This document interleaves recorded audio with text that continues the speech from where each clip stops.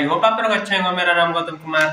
आज मैं एक ऐसे कलाकार के बारे में बात करने जा रहा हूं जो मगही के सुपरस्टार किंग कलाकार कहे जाते हैं। जो मगही में सॉन्ग लाते हैं तो तहलका मचा के ही जाते हैं, बवाल मचा के ही जाते हैं।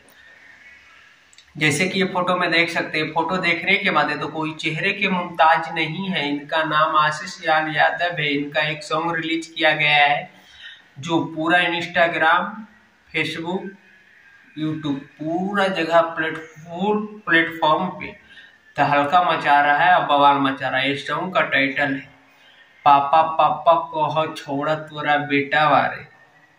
इस सॉन्ग का बोल है कि पापा पापा कहो छोड़ा तोरा बेटा वारे।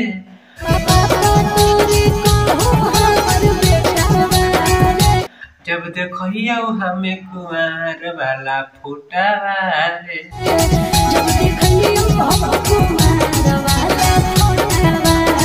आई होप आपको सॉन्ग अच्छा लगा हो तो लाइक, सब्सक्राइब, शेयर करें। मिलते हैं नेक्स्ट ट्रेंड सॉन्ग के साथ, तब तक के लिए बाय।